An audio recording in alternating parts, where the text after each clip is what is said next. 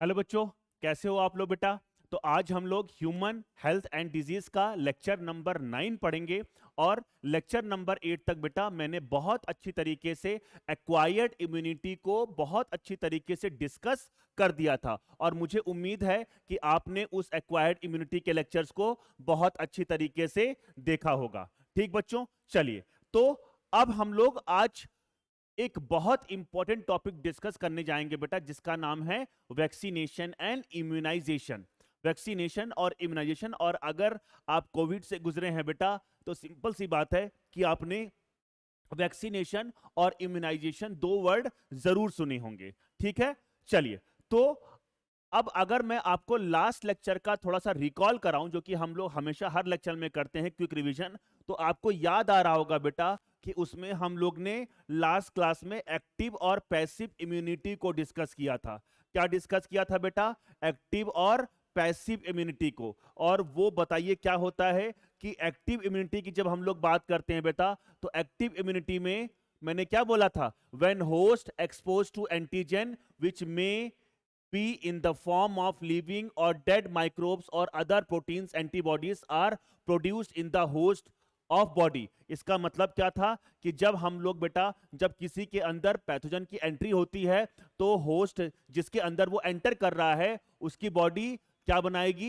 Antibodies को बनाएगी। मतलब उसका जो इम्यून सिस्टम होगा वहां पर एक्टिवली पार्टिसिपेट कर रहा था। तो इस चीज को मैंने क्या बोला था? एक्टिव इम्यूनिटी बोला था। और मैंने ये बोला कि अगर मैं प्री फॉर्म्ड एंटीबॉडीज अगर किसी को दे रहा हूं, तो वो पैसिव इम्यूनिटी के अंदर आएगा। इसका मतलब होस्ट का इम्यून सिस्टम जो होगा, होस्ट का जो इम्यून सिस्टम होगा, वो एक्टिवली पार्टिसिपेट नहीं करेगा। मार्क माय वर्ड्स, इस चीज को मैं कई बार आपको मेंशन कर चुका हूं और बता चुका हूं। तो मुझे आशा है कि आपको ये चीजें समझ में आ रही होंगी। ठीक है बच्चों, चलिए। और मैंने यहां पर एक्टिव और पैसिव इम्यूनिटी में डिफरेंस को बताना इसलिए जरूरी समझा था, क्योंकि वही बेसिस होता है आपका वैक्सीनेशन और इम्यूनाइजेशन का। उसमें मैंने एक चीज जो पीछे लिखी होगी बेटा, मैंने आपको बताया था कि active immunity based on immunological memory. लेकिन अगर हम बात करते हैं पैसिव इम्यूनिटी की, तो यहां पर मेमोरी एब्सेंट होती है। ठीक है, तो अगर कोई आपसे पूछे कि what is the basis of vaccination, then your answer will be memory. क्योंकि जो वैक्सीनेशन जो बेटा पूरा है, जो बेसिस है वैक्सीनेशन का, वो मेमोरी पर ही बेस्ड है। और ये मेमोरी किसके अंदर होती है, ये भी मैंने आपको बहुत अच्छी तरीके से बता रखा है। That is the part of acquired immunity. ठीक है, और एक्वायर्ड इम्यूनिटी में दो आते हैं। एक आपका आता है एंटीबॉडी मेडिएटेड इम्यूनिटी, और एक आपका क्या आता है बच्चों? बहुत इंपॉर्टेंट, बताइए, बहुत बहुत इंपॉर्टेंट, सेल मेडिएटेड इम्यूनिटी। मैंने बहुत बहुत इंपॉर्टेंट इसलिए बोला बेटा, क्योंकि सेल मेडिएटेड इम्यूनिटी ही आपकी आपकी एंटीबॉडी मेडिएटेड इम्यूनिटी को बेटा प्रोवोक करती है, उसको स्टिमुलेट करती है। चलिए, तो ये वाला जो हमने लास्ट क्लास में डिस्कस किया था बेटा, मुझे उम्मीद है कि इसको आपने भले याद नहीं किया होगा, लेकिन कम से कम इसको एक बार रीड जरूर किया होगा। और अगर रीड किया होगा तो आपको बहुत अच्छी तरीके से आज का लेक्चर समझ में आएगा। चलिए, तो हम लोग स्टार्ट करते हैं बेटा आज का लेक्चर वैक्सीनेशन और इम्यूनाइजेशन पर। ठीक है बच्चों, चलिए। तो हमने एक क्विक रिवीजन तो कर लिया, जो कि हम हमेशा करते हैं। अब हम लोग क्या पढ़ेंगे बेटा? Vaccination and immunization. अब वैक्सीनेशन और इम्यूनाइजेशन को पढ़ने से पहले याद रखिएगा, हम लोग थोड़ा सा हिस्ट्री के बारे में पढ़ेंगे। किसके बारे में पढ़ेंगे? हिस्ट्री के बारे में बेटा। ठीक है, चलिए। अब सुनना, यहां पर तीन साइंटिस्ट का नाम मैं लूंगा बेटा। जो सबसे पहले साइंटिस्ट जिनके बिना मैं इस चैप्टर को स्टार्ट कर ही नहीं सकता हूं, उनका नाम है एडवर्ड जेनर। क्या नाम है बेटा उनका? Edward Jenner. अब सुनना बात ध्यान से, मैं पूरी कहानी बिल्कुल शुद्ध हिंदी में समझाऊंगा आपको, तो बहुत अच्छी तरीके से समझ में आएगी। चुपचाप बस सुनिएगा इस कहानी को। ठीक है, क्या हुआ? 18th सेंचुरी की अगर हम बात करते हैं, या 18th सेंचुरी के आसपास बात करते हैं बेटा, तो उस टाइम पर यूरोप में एक बहुत बड़ी महामारी फैली हुई थी, जिसका नाम था स्मॉल पॉक्स।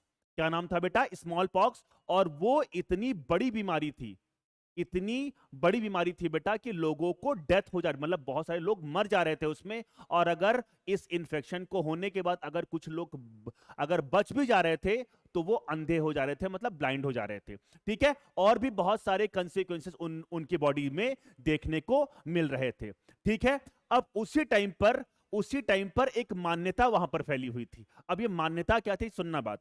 मान्यता में क्या होता है कि वहां पर एक ऐसी मान्यता ये फैली हुई थी कि अगर किसी को काउपॉक्स हो जाता है, अगर किसी को काउपॉक्स हो जाता है तो उसको स्मॉल पॉक्स नहीं होता। सुनना बात ध्यान से, अगर किसी को काउपॉक्स हो गया तो उसको स्मॉल पॉक्स नहीं होता है। ठीक है, अब जब एडवर्ड जेनर थोड़ा बड़े हुए और वो किसी सर्जन के संपर्क में आए और उन्होंने अपनी शिक्षा वगैरह ले ली, तो उन्होंने देखा कि चारों तरफ क्या फैल रखा है बेटा, स्मॉल पॉक्स की डिजीज फैल रखी है। ठीक है, अब उन्होंने एक मान्यता पे ध्यान दिया।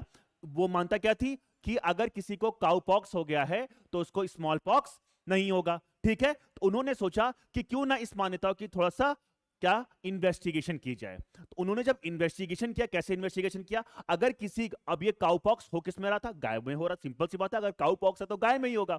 ठीक है, तो जहां से बेटा थन जो होता है, जहां से हम लोग दूध निकालते हैं, ठीक है, वहां पर उसके बहुत ज्यादा क्या पड़ते थे, स्पॉट्स, मतलब कि घाव घाव वहीं पर होते थे, थन के आसपास ज्यादा घाव होते थे। तो इन्होंने क्या देखा कि जो मिल्कमेड, मतलब कि जो दूध वाले होते हैं बेटा, वो क्या करते हैं, जब जब थन से निकालते हैं तो उनको भी वो डिजीज हो जाती थी। किसको किसको, जो दूध वाले हुआ करते थे, जिनको काउपॉक्स, जिन गायों में काउपॉक्स हो गया होता था, वहां पर क्या घाव बनते थे बेटा, और जब वो दूध को निकालते थे तो उनको भी काउपॉक्स हो जाता था। किसको, दूध वालों को। ठीक है, लेकिन कुछ देर के बाद वो छोटे छोटे स्पॉट पड़ते थे उनके हाथ वगैरह में, और उसके बाद फिर वो ठीक हो जाते थे। और उसके बाद फिर उन्होंने देखा कि अगर किसी को काउपॉक्स पहले से हो गया है तो उनको स्मॉल पॉक्स नहीं हो रहा था। ठीक, तो अब सुनो, इन्होंने एक एक्सपेरिमेंट करने का सोचा। उन्होंने क्या सोचा कि जिसको काउपॉक्स हो गया है, सुनना बात ध्यान से, जिसको काउपॉक्स हुआ, ठीक है, उसको उन्होंने क्या किया, वहां से उस घाव से, मतलब कि जो आपका जहां पे घाव हो रखा था बेटा, जहां पर उसके स्पॉट्स पड़ रहे थे, वहां से एक फ्लूइड को निकाल लिया और उस फ्लूइड को 8 साल के बच्चे में इंजेक्ट किया। हाँ, यही हुआ था। ठीक है, उन्होंने लाइव एटीन्यूएटेड वैक्सीन का यूज किया था एक्चुअली, बात करेंगे बाद में। चलिए, तो उन्होंने उस घाव से क्या लिया, जिसको काउपॉक्स हो रखा था, उस घाव से उन्होंने क्या निकाल लिया, कुछ फ्लूइड को निकाला, और फ्लूइड को निकालने के, काउपॉक्स, जिसको काउपॉक्स हुआ था, वहां से उन्होंने क्या निकाला, फ्लूइड निकाला, और उस फ्लूइड को 8 साल के बच्चे में इंजेक्ट कर दिया। ठीक है, अब उस बच्चे को क्या हुआ, फीवर वगैरह आया, और 1-2 हफ्ते में उसका फीवर ठीक हो गया। ठीक है, अब इन्होंने एक बहुत बड़ा रिमार्केबल एक्सपेरिमेंट आप बोल सकते हो किया, कि इन्होंने, और साहसिक भी बोल सकते हो बेटा। क्यों बोल सकते हो, क्योंकि भैया सिंपल सी बात है, उस टाइम पे आप महामारी फैल रखी है और आप किसी को काउ पॉक्स का क्या देने वाले हो, वायरस देने वाले हो। ठीक है, तो उन्होंने अब देखा कि किसी व्यक्ति को पहले से अगर स्मॉल पॉक्स हो रखा था तो वहां पर बेटा बहुत बड़े बड़े स्पॉट्स पड़ते थे, तो वहां से उस फ्लूइड को उन्होंने निकाला और उसी बच्चे के अंदर इंजेक्ट किया, जिसके अंदर पहले क्या उन्होंने काउ पॉक्स वाला क्या दिया था, फ्लूइड दिया था। ठीक है, तो जब उन्होंने स्मॉल पॉक्स वाला फ्लूइड उस काउ पॉक्स वाले बच्चे को जो पहले दिए थे, जब उसमें डाला बेटा, तो उसको स्मॉल पॉक्स नहीं हुआ, इवन उसके अंदर सिम्टम्स भी नहीं आए। और यहीं से शुरुआत हुई एक बहुत बड़ी ब्रांच की, जिसका नाम है बेटा वैक्सीनेशन। और ये समझिए आप कि ये कितना रिमार्केबल एक्सपेरिमेंट था, जिसने आने वाले कुछ डिकेड्स में लोगों की जिंदगी बदल के रख दी। क्योंकि इतनी बड़ी बड़ी इंफेक्शियस डिजीजेस को बेटा हम लोग प्रिवेंट कर लेते हैं ड्यू टू वैक्सीनेशन। आप इस चीज को समझिए कि कितना बड़ा रिमार्केबल एक्सपेरिमेंट था एडवर्ड जेनर का, आप समझिए। ठीक है बच्चों, चलिए, तो मुझे लगता है आपको ये कहानी समझ में आ गई होगी, और अगर कहानी समझ में आ गई होगी तो इसका मुझे, जब मैं मैकेनिज्म ऑफ एक्शन पढ़ाऊंगा, तो उस मैकेनिज्म ऑफ एक्शन को समझने में कोई दिक्कत नहीं होगी। ठीक है, चलिए, तो मैंने क्या बोला, एडवर्ड जेनर, जो कि मैंने आपको बता दिया। अब मैंने यहां पर एक चीज लिखनी है बेटा इनके नाम के आगे, क्योंकि भैया सिंपल सी बात है कि ये क्या है, फादर, हाँ, फादर ऑफ इम्यूनिटी। क्या है बच्चे, ये फादर ऑफ इम्यूनिटी या वैक्सीनेशन, फादर ऑफ इम्यूनिटी या वैक्सीनेशन। बिल्कुल, सबसे पहला वैक्सीन इन्होंने ही प्रिपेयर किया था स्मॉल पॉक्स के लिए। आप समझिए, तो कभी कभी हमें कहानियां भी सुन लेनी चाहिए, क्योंकि उससे हमारा फायदा ही होता है। ठीक है बच्चे, चलिए, तो ये है क्या, फादर ऑफ इम्यूनिटी या फादर ऑफ वैक्सीनेशन। अब ये लुईस पास्चर क्या है भैया, इन्होंने ऐसा क्या किया कि मैंने इनका नाम यहां पर लिख रखा है।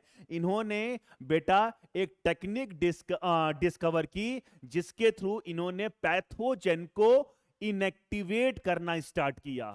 याद रखिएगा, तो प्रोसेस, इन्होंने एक ऐसा प्रोसेस बनाया, डिस्कवर्ड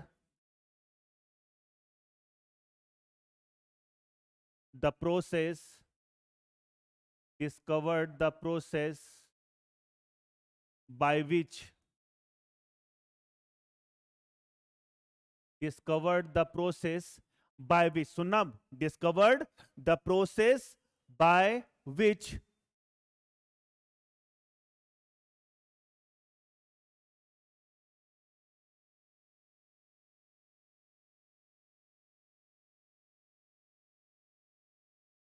inactivates the pathogen।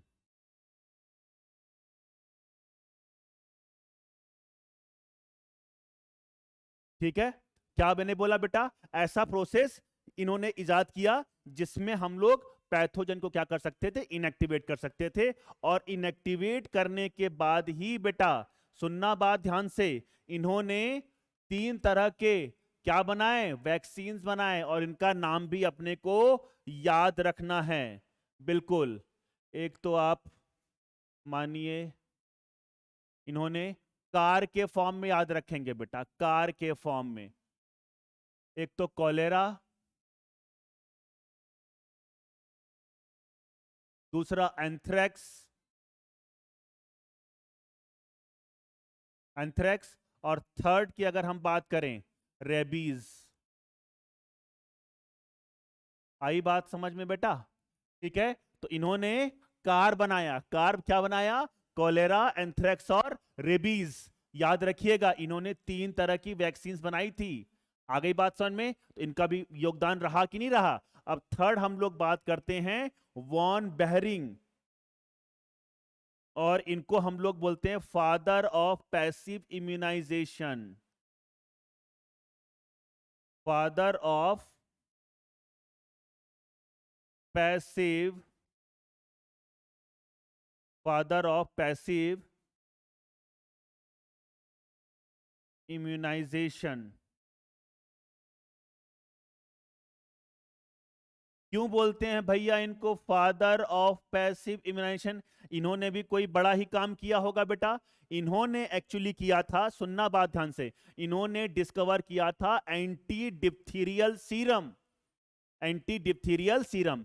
जिसको भी बेटा डिप्थीरिया हुआ, वहां से कुछ उन्होंने फ्लूइड निकाला, फ्लूइड निकालने के बाद इनको उसने शीप में डाला, और शीप से फिर सीरम को निकाल लिया। सीरम क्या होता है ये मैं आपको पहले ही बता चुका हूं। ठीक है बच्चों, ठीक है, तो इन्होंने क्या डिस्कवर किया था, याद रखिएगा, anti diphtherial serum, anti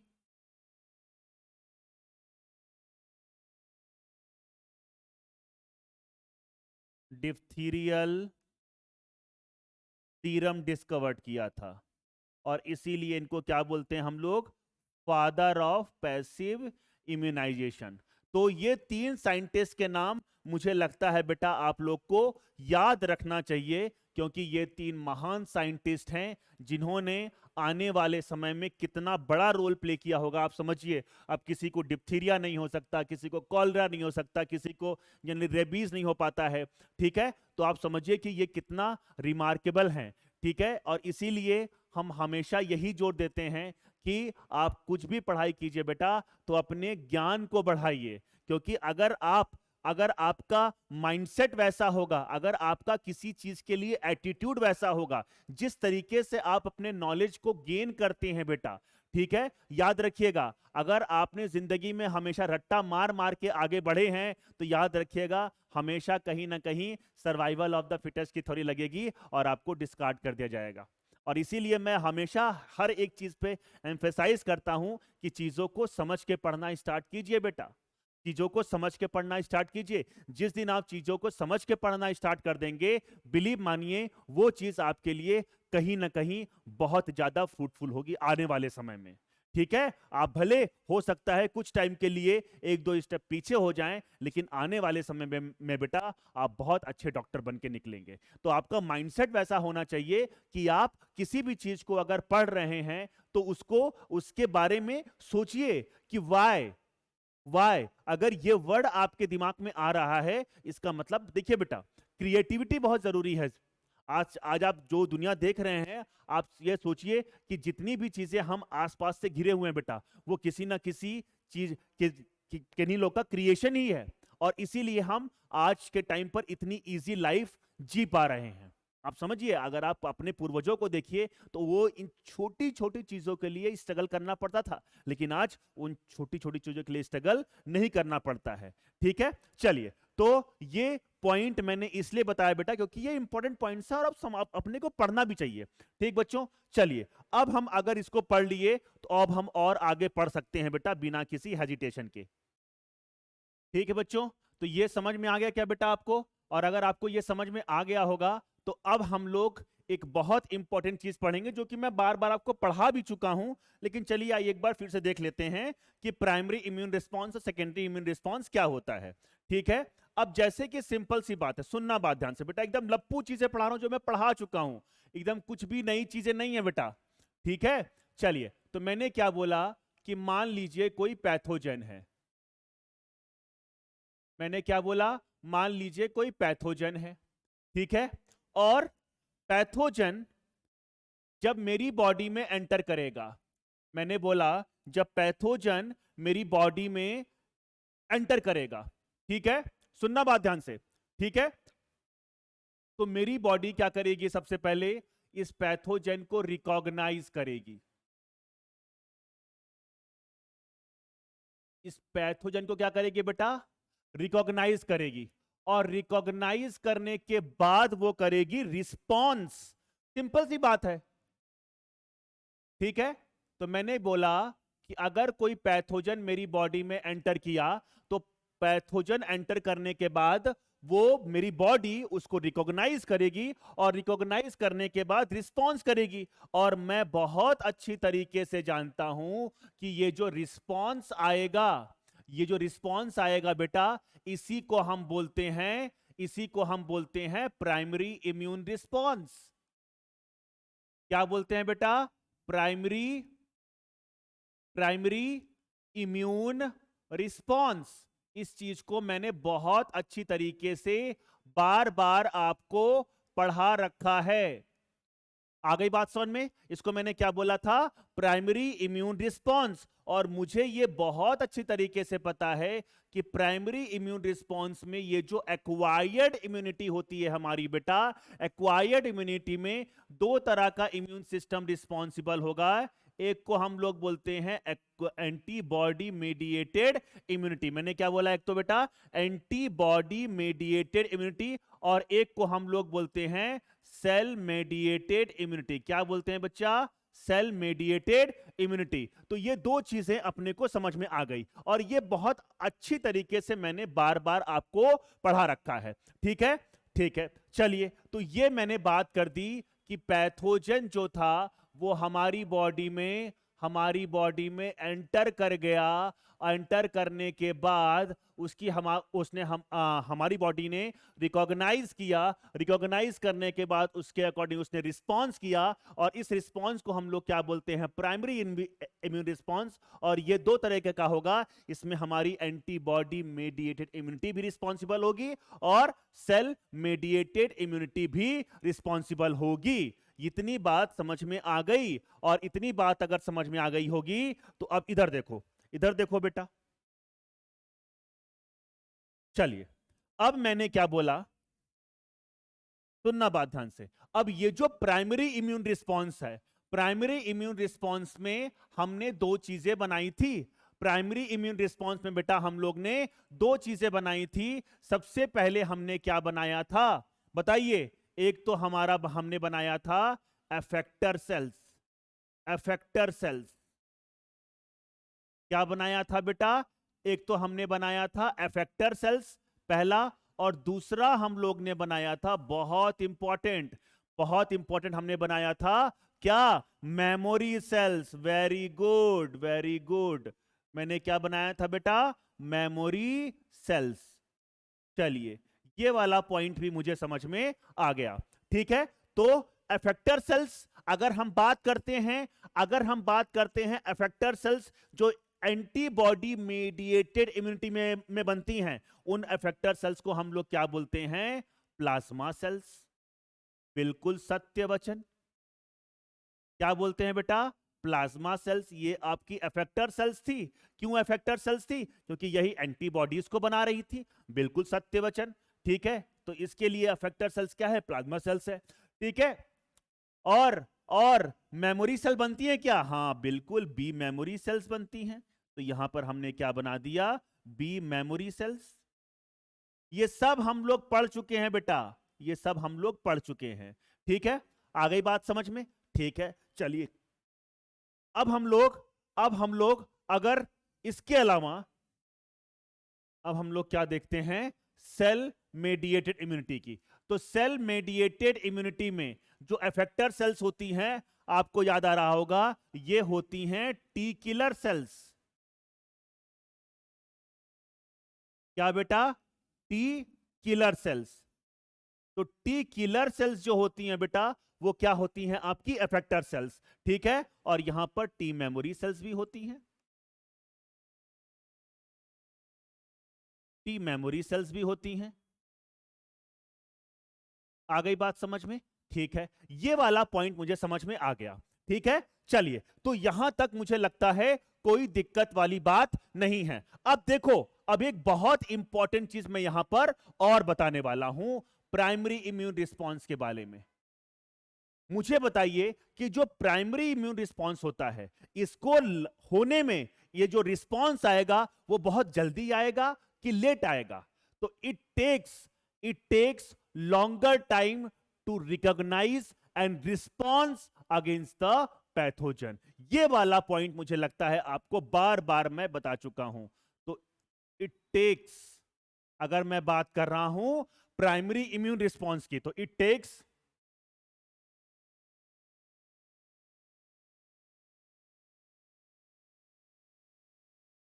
longer time to recognize and respond against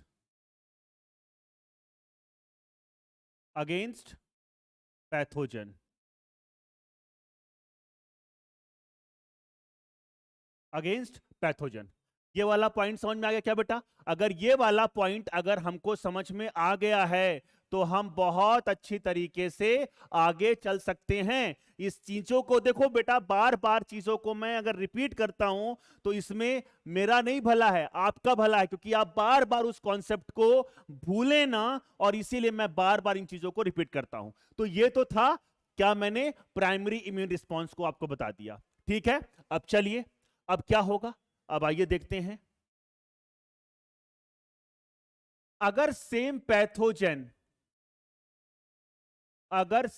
pathogen मेरी बॉडी में एंटर कर गया, अगर सेम पैथोजेन मेरी बॉडी में एंटर कर गया, सेम पैथोजेन मेरी बॉडी में अगर एंटर कर गया, ठीक है, और इसको हम लोग क्या बोलेंगे, इसको हम लोग क्या बोलेंगे, सेकेंडरी इम्यून रिस्पॉन्स। क्या बोलेंगे, सेकेंडरी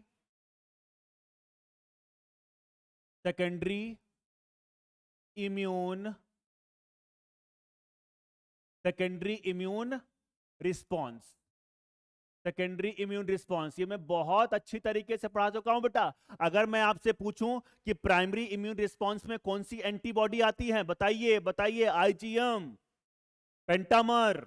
और अगर मैं पूछता हूं सेकेंडरी इम्यून रिस्पॉन्स में कौन सी एंटीबॉडी आती है, बताइए, आईजीजी, मोस्ट अबेंडेंट एंटीबॉडी, 75 से 80%। एकदम दिमाग ऐसे खुला होना चाहिए, कुछ भी पूछो एकदम लप से बत्ती जलनी चाहिए बेटा। समझ में आई बात? चलिए, तो अगर हम बात करते हैं तो सेकेंडरी इम्यून रिस्पॉन्स की, तो ये फास्ट होगा एंड विग्रस होगा, फास्ट एंड विग्रस होगा। इसका मतलब क्या है, इसका मतलब यह है बेटा कि इफ सेम एंटीजन और same pathogen, if same antigen or same pathogen enters in the body recognizes and responds quickly against pathogen। तो मैंने क्या बोला, if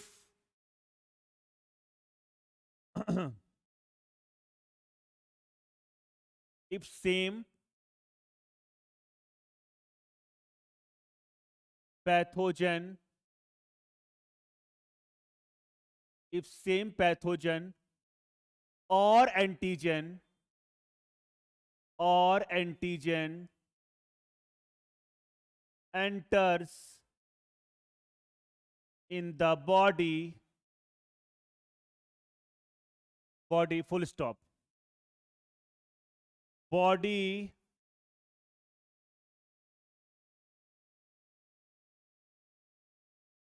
recognizes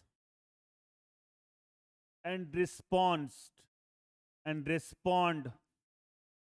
quickly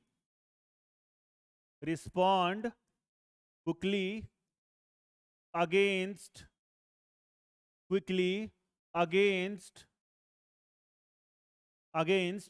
पैथोजन।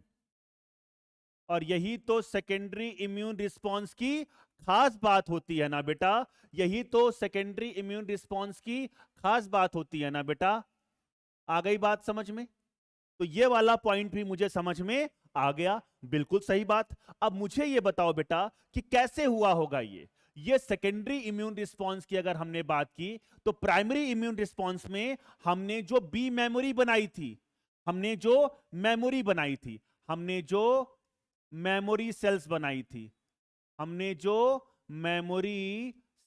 बनाई थी, सुनते रहना बात ध्यान से, ठीक है बच्चों। तो जो मेमोरी सेल्स बनाई थी, अगर हमने बनाई थी बी मेमोरी, बोलो हां, ठीक है, बी मेमोरी तुरंत एक्टिवेट होगी। अब बी मेमोरी को बनने में टाइम नहीं लगेगा, कि ऐसा नहीं होगा कि भैया एंटीजन प्रिंटिंग सेल्स जाएंगी, फिर उसको इंटरेक्शंस होगा, फिर अदर तरीके की, फिर क्लोनल सिलेक्शन होगा, फिर एक्सपेंशन होगा। तो ये सारी चीजें बेटा अब होंगी, लेकिन अब बहुत तेजी से होंगी, ठीक है। लेकिन एंटीजन प्रिंटिंग सेल्स का काम अब बहुत ज्यादा नहीं रह जाएगा। आ गई बात समझ में? तो इसीलिए मैंने बोला कि बी मेमोरी वो फटाक से किस में कन्वर्ट हो जाएगी, आपकी प्लाज्मा सेल्स में, और प्लाज्मा सेल्स क्या बनाएंगे फटाफट, एंटीबॉडीज। तो रिस्पॉन्स बहुत कैसा आया बेटा, एक तो विग्रस आएगा, एक तो बहुत ज्यादा आएगा रिस्पॉन्स, मतलब एंटीबॉडीज बहुत ज्यादा बनेगी। याद कीजिए वो वाला ग्राफ, याद आ रहा है वो वाला ग्राफ जो मैंने बताया था primary and secondary immune response में? समझिए बेटा, मैंने हर एक चीज को कई बार आपको बता रखा है, और इसीलिए मुझे उम्मीद करता हूं कि मेरे नंबर ऑफ लेक्चर्स भले ज्यादा हो सकते हैं, लेकिन अगर आप मेरे लेक्चर्स अगर कंटिन्यू फॉलो कर रहे हैं, तो मैं ये गारंटी दे सकता हूं कि आपको किसी भी कॉन्सेप्ट में दिक्कत नहीं आ रहे होंगे। अगर आप ईमानदारी से पढ़ रहे होंगे और ईमानदारी से नोट्स बना रहे होंगे, उस केस की बात मैं कर रहा हूं, ठीक है बच्चों, चलिए अब अगर हम बात करते हैं बेटा बी मेमोरी, अब अगर यही चीज अगर हम लोग बात करेंगे टी मेमोरी की, अब टी मेमोरी तुरंत क्या बनाएगी बेटा, टी मेमोरी तुरंत आपकी बनाएगी CD8, CD8 सेल यानी कि टी किलर सेल्स।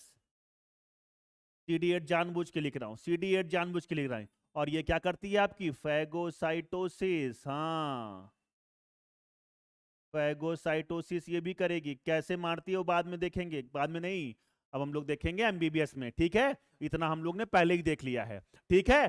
अब तो क्या सर एक बात मुझे बताइए कि क्या सेकेंडरी इम्यून रिस्पॉन्स में मेमोरी सेल नहीं बनेगी, और मेमोरी सेल बनेंगी बेटा, यही टी मेमोरी में एक्सपेंशन होगा और टी मेमोरी सेल्स बन जाएंगी, और टी मेमोरी सेल्स बन जाएंगी, और इधर भी बेटा आपका और बी मेमोरी सेल्स बन जाएंगी।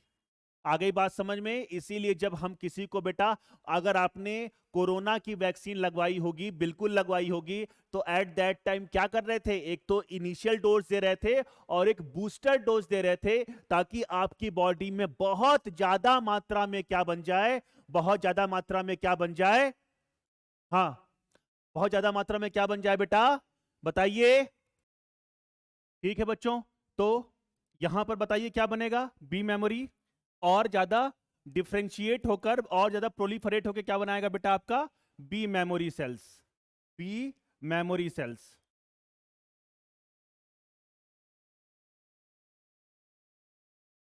B memory sales.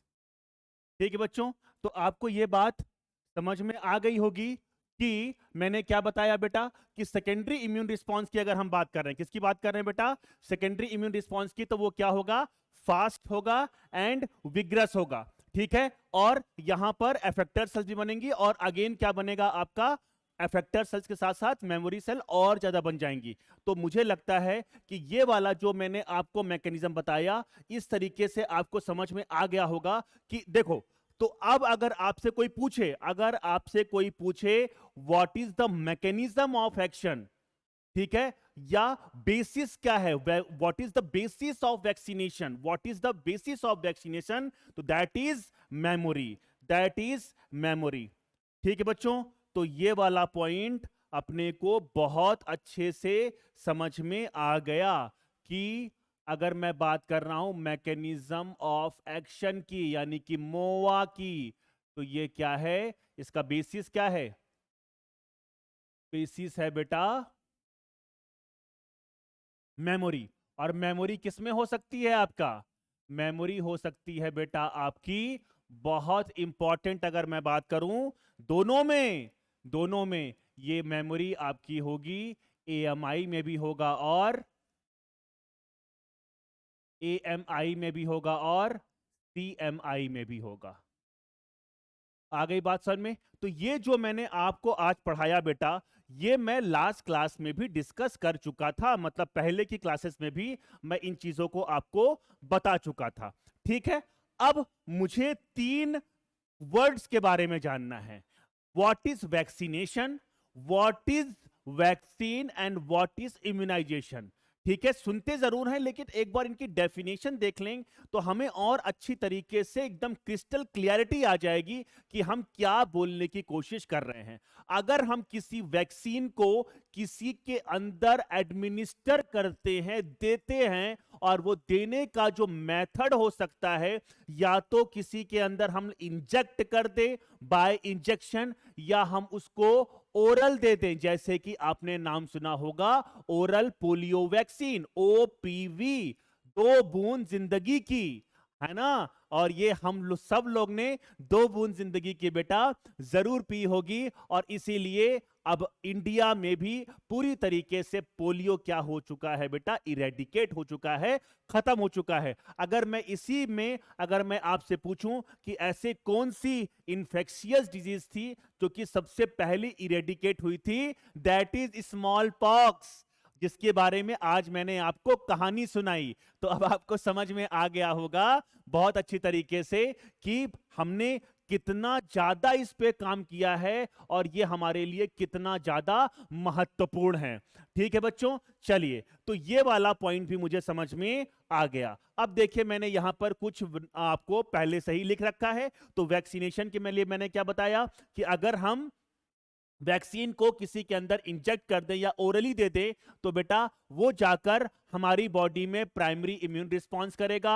और क्या बनेंगी? आपकी इफेक्टर सेल्स बनेंगी, वेरी गुड। और क्या बनेंगी? आपकी मेमोरी सेल्स बनेंगी। और इफेक्टर सेल्स, अगर हम बी की बात कर रहे हैं, तो वो एंटीबॉडीज का फॉर्मेशन करेंगी। ठीक है, आ गई बात समझ में? इसका मतलब इसने, वैक्सीनेशन ने क्या किया? हमारे इम्यून सिस्टम को बूस्ट किया है। हमारे इम्यून सिस्टम को बूस्ट किया है। इसका अब आप समझिए कि वैक्सीन का कितना महत्व है। तो वही चीज, सेम चीज जो मैंने आपको बताया, वही मैंने लिख दिया है। क्या? Is the process of administering a vaccine to help the body's immune system develop immunity to a disease. इसका मतलब अब जब मैं एडमिनिस्टर कर दूंगा, तो उसके बाद मुझे किसी डिजीज के अगेंस्ट में मैं क्या हो गया? रेसिस्टेंट हो गया। जैसे कि सिंपल सी बात करी बेटा, बचपन में आपको डीपीटी का टीका लगता है, डिप्थीरिया पर्ट्यूसिस टिटनस। और क्या लगता है? बीसीजी का टीका लगता है। ओरल पोलियो वैक्सीन्स लगती हैं, और इसी कारण हमको पोलियो अब नहीं होता है। तो एक प्रॉपर पोलियो के खिलाफ मेरी बॉडी क्या हो गई? रेसिस्टेंट हो गई। और ये क्यों हुआ? After, due to vaccination. तो ये वाला पॉइंट भी मुझे समझ में आ गया। अब सेकंड मैंने क्या बोला बेटा? Vaccine. What is vaccine? Is the suspension of attenuated और इनएक्टिवेटेड पैथोजन। अभी मैं एटीन्यूएटेड का मतलब आपको समझाऊंगा। ठीक है, 2 मिनट रुक जाइएगा। ठीक है, मैंने क्या बोला? इस सस्पेंशन, इसका मतलब क्या? कुछ फ्लूइड होगा बेटा, जिसमें हम एटीन्यूएटेड या इनएक्टिवेटेड पैथोजन को देंगे, या उसके किसी एंटीजेनिक पार्ट को देंगे, या उसके किसी एंटीजेनिक पार्ट को देंगे। और वो एंटीजेनिक पार्ट जाकर हमारी बॉडी में क्या करेगा? इम्यून सिस्टम को एक्टिवेट करेगा। सिंपल सी बात है। ठीक है, तो वही लिखा, is suspension of attenuated, inactivated pathogens और एंटीजेनिक प्रोटीन। ये तीनों वर्ड बच्चों, मेरा आपसे अनुरोध है कि ये तीनों वर्ड बहुत अच्छी तरीके से बच्चों आप याद रखिएगा। मैंने पहले क्या बोला? एटीन्यूएटेड। फिर मैंने क्या बोला? Inactivated pathogens. और लास्टली मैंने क्या बोला? Antigenic protein of pathogen. ठीक है, विच इज टेकन ओरली और injected to provide immunity for that pathogen. ठीक है, तो ये हो गई आपकी वैक्सीन। और थर्ड क्या है? इम्यूनाइजेशन। क्या लिखा हुआ है?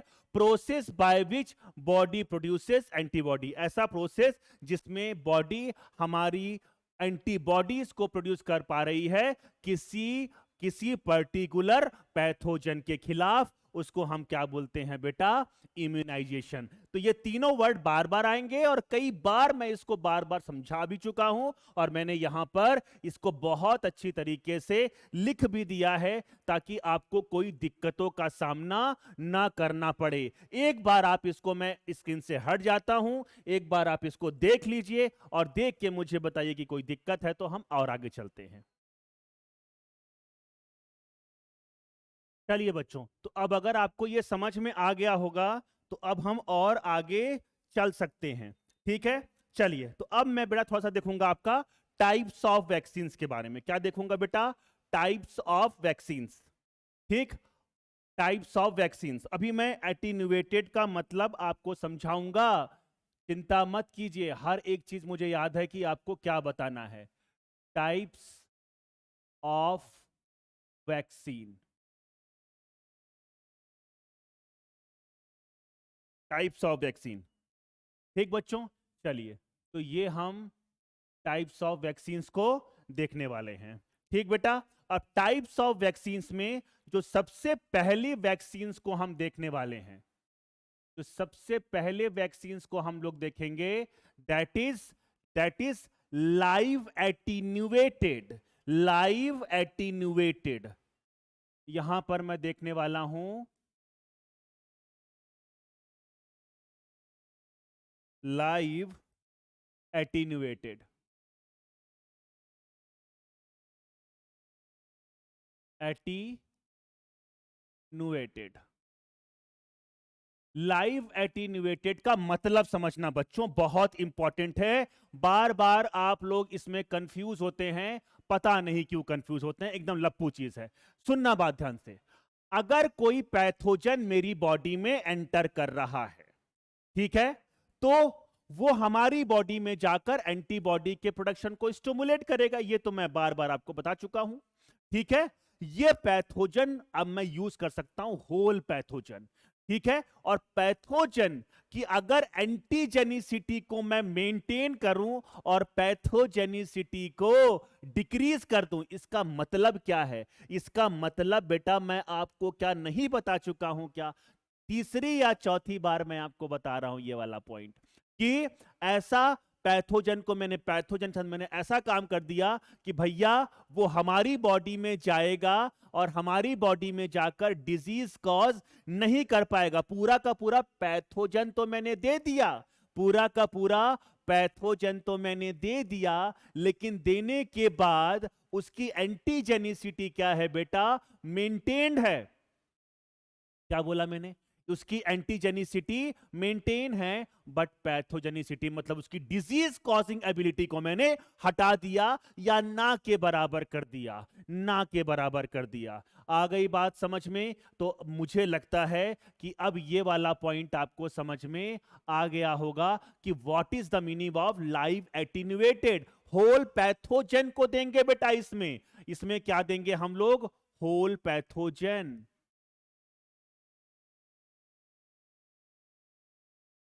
होल पैथोजन, ठीक है। आ गई बात समझ में बेटा? बिल्कुल। तो होल पैथोजन को मैंने दे दिया, सुनते रहना बात ध्यान से। तो मैं क्या कर सकता हूं? या तो उसको लाइव एटीन्यूएटेड कर सकता हूं या इनएक्टिवेट कर सकता हूं। तो मैंने होल पैथोजन में सबसे पहले लाइव एटीन्यूएटेड लिया है, और इसमें मैंने क्या किया है बेटा? मैंने क्या किया है? Antigenicity maintained, antigenicity maintained, maintained, but but but pathogenicity, pathogenicity, pathogenicity decreases, pathogenicity decreases. तो मेरे प्यारे बच्चों, मुझे बताओ कि इसका मतलब क्या समझ में नहीं आया आपको? कि इसका मतलब इसके अंदर डिजीज कॉजिंग एबिलिटी नहीं होगी, बट ये हमारी बॉडी में जाकर एंटीबॉडीज के प्रोडक्शन को स्टिमुलेट कर सकता है। चलिए, अब इसमें हम लोग ट्रिक देखेंगे, ट्रिक ट्रिक ट्रिक। इसमें क्या क्या आएगा? अगर हमने क्या बात करनी है बेटा? इसमें हम देखेंगे 100 बीमार, बीमार, बीमार। आपने सुना होगा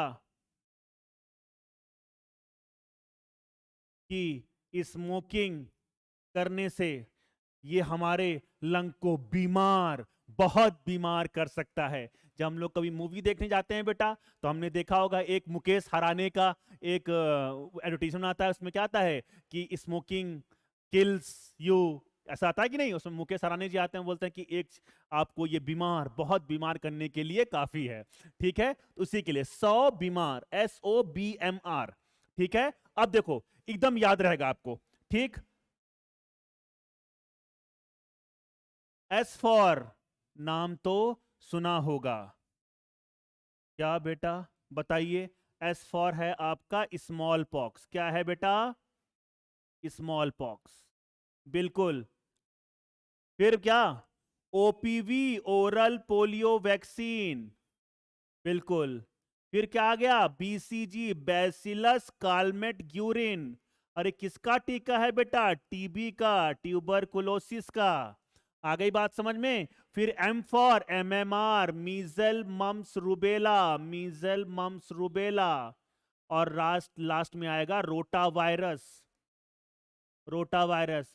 जब कोई तुन्नू लोग बेटा पैदा होते हैं, जब कोई छोटे बच्चे पैदा होते हैं बेटा, तो उस टाइम पर उनको डायरिया जो होता है वो एक्चुअली इसी वायरस के कारण होता है, लेकिन ये सेल्फ लिमिटिंग होता है, ये अपने आप खत्म हो जाता है।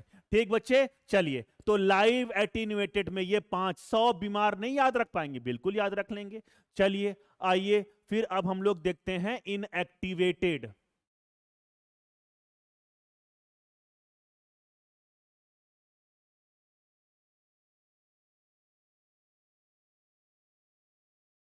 Inactivated,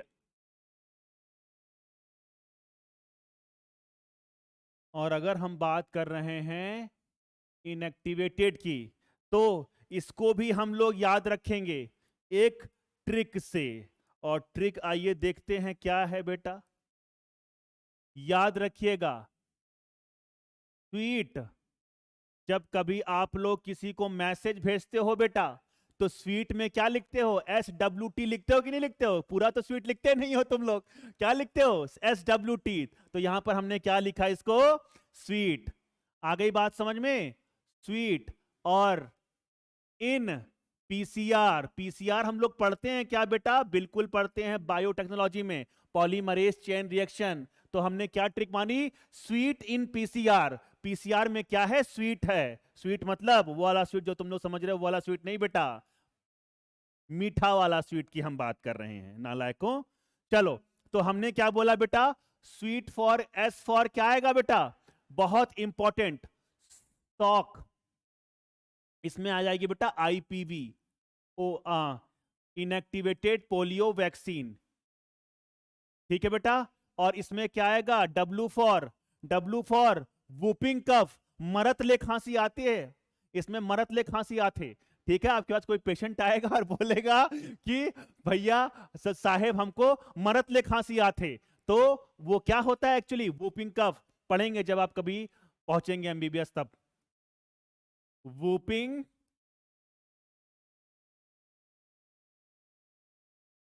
whooping cough. चलिए, फिर हम क्या बात करते हैं बेटा? टी, टी फॉर यहां पे क्या होगा बताइए? Typhoid, typhoid. ठीक बच्चों। फिर IN फॉर इन्फ्लुएंजा, इन्फ्लुएंजा। फिर P फॉर न्यूमोनिया, न्यूमोनिया। फिर C फॉर कॉलेरा, और R for rabies, rabies, rabies. तो देखो, इनएक्टिवेटेड में क्या आ गया? आपकी ये सारी वैक्सीन आ गई। याद रखना बच्चों, एक चीज जो मैं बताने की कोशिश कर रहा हूं, वो कोशिश ये है कि यहां पर भी होल पैथोजन ही होगा, होल पैथोजन भी इनएक्टिवेटेड, लेकिन यहां पर हमने उसको हीट किल्ड कर दिया है, हीट किल्ड कर दिया है, या किसी केमिकल से हमने उसको किल कर दिया है, तो इसी को हम क्या बोलेंगे? Inactivated vaccine. Mark my words. और अगर हम लोग बच्चों, अगर हम लोग बात करते हैं थर्ड की,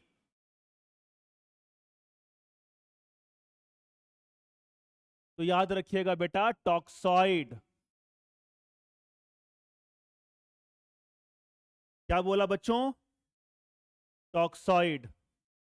अब सर ये टॉक्सॉइड क्या होता है? सर नहीं बताए हो आप।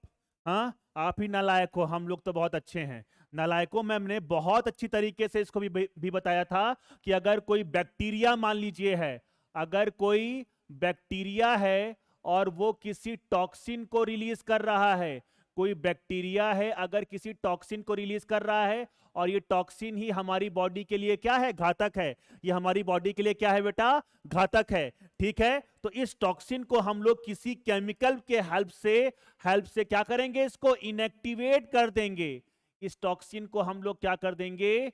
इनएक्टिवेट कर देंगे। लेकिन मार्क माय वर्ड, ये डिजीज कॉज नहीं कर पाएगा, बट इसकी एंटीजेनिसिटी मेंटेन रहेगी। इट मींस कि it can produce antibody after entering in the body. आ गई बात समझ में? तो इसी को हम लोग क्या बोलते हैं बेटा? टॉक्सॉइड। क्या बोलते हैं बच्चा? टॉक्सॉइड। ठीक है। और टॉक्सॉइड में अगर हम बात करते हैं बेटा, क्या बात करते हैं, टॉक्सॉइड की अगर हम बात कर रहे हैं तो बहुत इंपॉर्टेंट यहां पर तीन आएगा। एक तो आता है आपका बॉट्यूलिनम, बॉट्यूलिनम, बॉट्यूलिज्म, क्लॉस्ट्रिडियम बॉट्यूलिनम से होता है बेटा, उसके खिलाफ जो बनाएंगे। दूसरा बहुत इंपॉर्टेंट टिटेनस, और थर्ड डिप्थीरिया।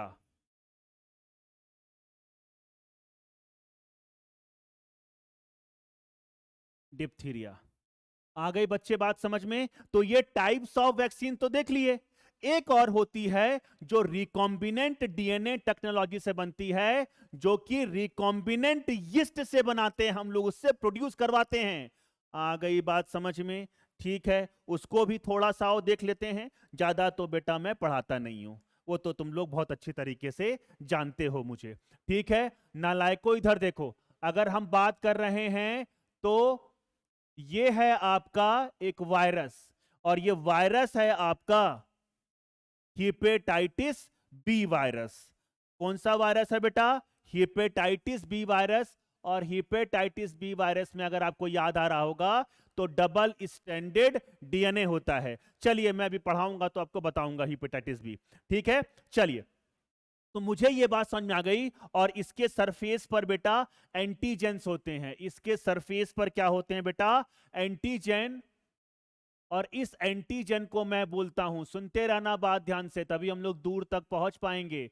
बस ये लेक्चर एंड होने वाला है बेटा, चिंता ना कीजिए, ठीक है। तो मैंने क्या बोला आपको कि ये जो आपका सरफेस एंटीजन है, इसको हम लोग बोलते हैं HBsAg, HBsAg, hepatitis B surface antigen. क्या बोलते हैं बेटा इसको, हेपेटाइटिस बी सरफेस एंटीजन। और इसी को हम लोग बोलते हैं ऑस्ट्रेलिया एंटीजन भी बोलते हैं। क्या बोलते हैं बच्चों, Australia antigen, antigen, Australia antigen. आ गई बात समझ में, ठीक है। अब इस एंटीजन यही होता है बेटा जो अगर हमारी बॉडी में एंटर करेगा, ये अगर हमारी बॉडी में एंटर करेगा तो it can produce antibody, it can produce antibody. आ गई बात समझ में। तो क्यों ना हम ऑस्ट्रेलिया एंटीजन को ही बॉडी में एंटर डालते हैं बिना वायरस को डाले। तो अगर ये हमारी बॉडी में एंटर कर जाएगा तो वो हमारी बॉडी में जाकर एंटीबॉडी प्रोडक्शन को स्टिमुलेट कर देगा, ठीक। तो हम क्या करेंगे, एक एक रिकॉम्बिनेंट यीस्ट लेंगे। अब नालायकों, जब मैं पढ़ाऊंगा आपको बायोटेक्नोलॉजी तब मैं बताऊंगा कि रिकॉम्बिनेंट यीस्ट क्या होता है। अभी सिर्फ मान लो कि एक रिकॉम्बिनेंट हमने यीस्ट बनाया और उसके अंदर मैंने ये वाले, इसको बनाने वाले कुछ जीन्स को यहां पे ट्रांसफर कर दिया। अब ये रिकॉम्बिनेंट क्या है बेटा, ये क्या है, recombinant yeast, recombinant, recombinant yeast है। आ गई बच्चे बात समझ में। और रिकॉम्बिनेंट यीस्ट से हम लोग क्या बनाएंगे, हीपेटाइटिस, हीपेटाइटिस बी वैक्सीन। क्या बनाएंगे बेटा, हीपेटाइटिस बी वैक्सीन बनाएंगे। तो याद रखिएगा ये क्वेश्चन आपके एनसीईआरटी में मेंशन्ड है, मेंशन्ड है। हाँ, जहां पर भी एनसीईआरटी की लाइन आती है तुम लोग की आंख तो वैसे ही चमक जाती है नालायकों, ठीक है। तो इसको चमकाओ। और मैंने क्या बोला, हेपेटाइटिस बी जो वैक्सीन होती है वो रिकॉम्बिनेंट यीस्ट से बनाते हैं, जेनेटिक इंजीनियरिंग का उपयोग करके। आ गई बात समझ में। तो इतनी तरह के और भी वैक्सीन होती हैं बेटा, जैसे कि अगर हम कोविड वैक्सीन की बात करते हैं बेटा, वो न्यूक्लिक एसिड वैक्सीन होती है। न्यूक्लिक एसिड वैक्सीन दो तरह की होती है, डीएनए और आरएनए, डीएनए और आरएनए होती है। और डीएनए आरएनए में हमने एक्चुअली जो आपका फाइजर और मोडर्ना वैक्सीन जो कि अमेरिका वगैरह में बन रही थी बेटा, किसके लिए, कोविड के लिए, हाँ। और वो एक्चुअली क्या थी, आरएनए वैक्सीन थी, ठीक है। उसके बारे में क्योंकि आपके सिलेबस में ज्यादा नहीं है तो मैं ज्यादा उस पर चर्चा भी नहीं कर रहा हूं। और अगर हम कोविशील्ड की बात कर रहे हैं बेटा, वो वेक्टर्ड वेक्टर्ड वैक्सीन है। ठीक है, हमने चिंपैंजी वायरस का, चिंपैंजी एडिनो वायरस का यूज करके हमने उस वैक्सीन को बनाया है, कोविशील्ड के नाम से जो आ रही थी, जो आप लोग को लगी होगी। तो देयर आर मैनी प्रोस्पेक्ट्स, बहुत सारी क्या कहते हैं वैक्सीन होती हैं, जिसको मैं अभी बेटा यहां पर डिस्कस नहीं कर रहा हूं। अगर आप लोग को थोड़ा और डिस्कस करना होगा तो प्लीज आप कमेंट सेक्शन में जरूर बताइएगा कि सर थोड़ा सा और वैक्सीन के बारे में बताइए, जैसे कि कोविशील्ड वगैरह के बारे में, और जो फाइजर और मॉडर्ना के बारे में, तो मैं आपको उसके बारे में बता दूंगा। आ गई बात समझ में बेटा? तो मैंने हर एक प्रोस्पेक्ट को, वैक्सीनेशन और इम्यूनाइजेशन को यूज कर लिया है। एक लास्ट टॉपिक जो मैं आपको पढ़ाना चाहता हूं बेटा, वो ये है आपका ग्लोबल इम्यूनाइजेशन प्रोग्राम। सबसे पहले वर्ल्ड में एक प्रोग्राम को लॉन्च किया गया, जिसपे हमने क्या, हमने हमने टीका लगाना स्टार्ट किया, और ये लॉन्च किया था WHO ने, वर्ल्ड हेल्थ ऑर्गेनाइजेशन ने। कब लॉन्च किया था? 1974 में। ठीक है, और इन्होंने इसमें 6 डिजीजेस को लिया था। तो अगर आपका मन करेगा तो आप याद कर लीजिएगा, वैसे आप लोग का मन तो करता नहीं है, लेकिन तब भी मैं लिख देता हूं। ठीक है, एक तो अगर इसको हम लोग ट्रिक लें, तो एक DPT और एक MTP। MTP हम लोग ने पढ़ा है क्या बेटा? Medical termination of pregnancy. ठीक है, चलिए, तो D फॉर क्या होगा आपका? डिप्थीरिया। डिप्थीरिया। फिर क्या होगा बेटा? P for pertussis. Pertussis. T for क्या है? टिटनेस।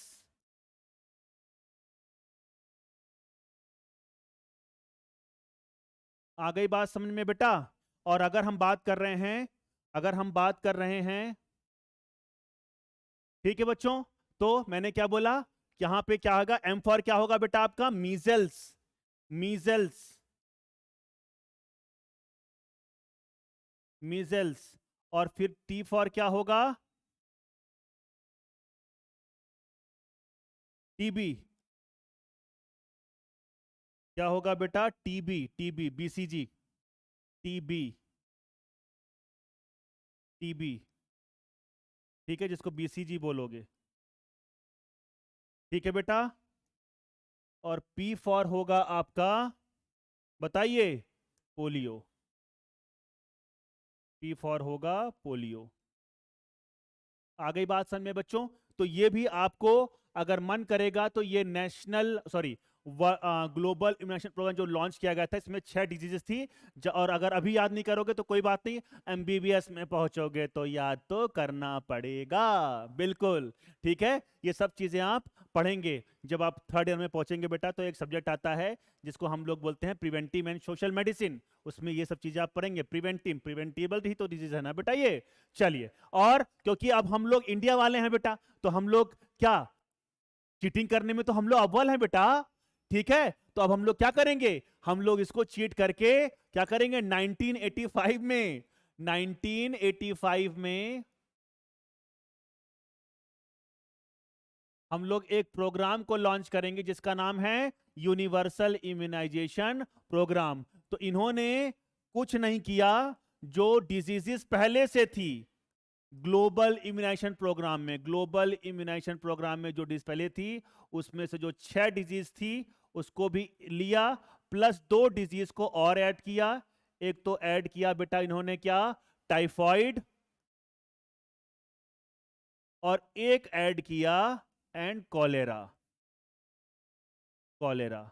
तो ये 2 डिजीज को और ऐड कर दिया।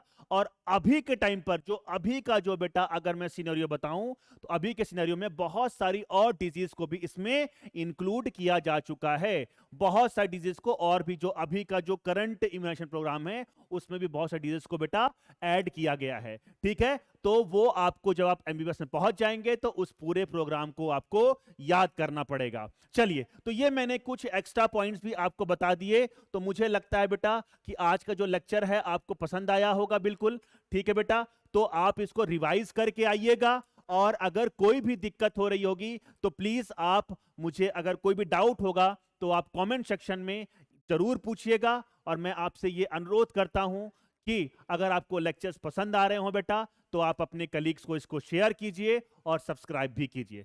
ठीक है बच्चों, चलिए तो इन चीजों को आप रिवाइज करके आइएगा बेटा। नेक्स्ट लेक्चर में हम लोग पढ़ेंगे बहुत इंपॉर्टेंट ऑटो इम्यून डिसऑर्डर्स